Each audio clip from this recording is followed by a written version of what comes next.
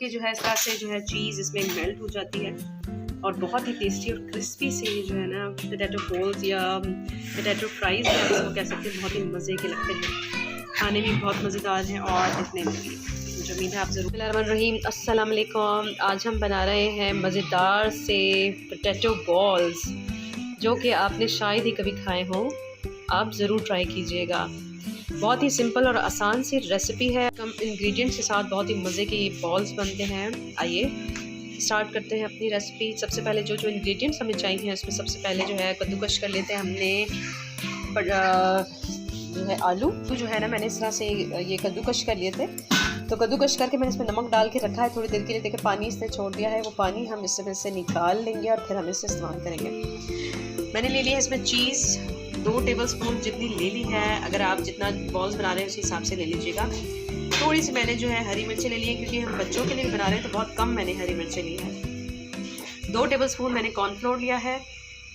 नमक जो है वो आप अपने हिसाब से और काली मिर्च भी अपने हिसाब से डालिएगा। तो आइए स्टार्ट करते हैं अपनी रेसिपी।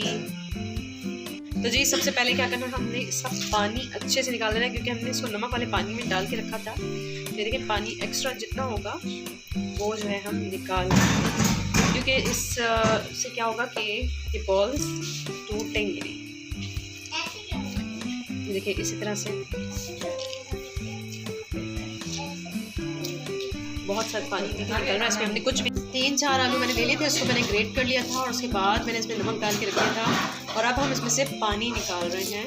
ये देखिए पानी अच्छे से मैंने निकाल दिया है जी। देखिए इस तरह से पानी निकाल दिया। हम इसको फैला लेंगे और जो चीज़ें हमने इसमें डालनी है, उसमें काली मिर्च थी, नमक था और हरी मिर्च, और जो ये कॉर्नफ्लोर हमने लिया है ये सारा हम इसमें कॉर्नफ्लोर भी इसमें डाल के काली मिर्च, नमक, ये सब चीज़ें हम इसमें ऐड कर देंगे और अच्छे से हम इसको मिक्स कर देंगे। नमक और काली मिर्च अपने हिसाब से आप डालिएगा, क्योंकि हम ये बच्चों के लिए बना रहे हैं तो इसमें मैंने बहुत कम रखी हैं ताकि वो आराम से खा सकें।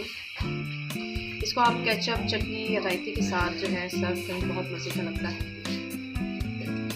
बैटर बन जाएगा ना, आपने क्या करना है, इस तरह से लेके इसमें चीज़ भरनी है और फिर इसकी बॉल बना लेनी है। ठीक है, अपने हिसाब से देख लें, छोटा या बड़ा बॉल बना के। ठीक है, ये देखिए इस तरह से बॉल बन गई है। अब हम इसको फ्राई कर लेंगे। तेल मैंने पहले से गर्म करने के लिए रखा हुआ था, तो हम इसको हल्की आंच पे फ्राई करेंगे ताकि अंदर तक जो आलू है वो पक जाए। ठीक है, तो हल्की आंच पे मैंने इसको पकाया है। ये देखिए ये हल्की आंच पे भी हम जो इसको कर रहे हैं ताकि अंदर तक जो है ये पक जाए इसके आलू। और फिर थोड़ी देर में जैसे ही आपको लगता है कि बन रहे हैं तो आंच आप तेज़ कर दीजिएगा और फिर हम इसको निकाल लेंगे।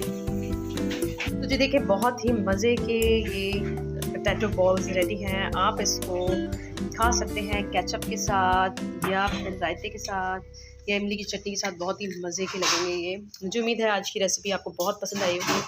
काइंडली मेरे चैनल को सब्सक्राइब, लाइक एंड शेयर ज़रूर कीजिएगा। अपना बहुत ख्याल रखिएगा। नेक्स्ट रेसिपी तक के लिए अल्लाह हाफ़िज़।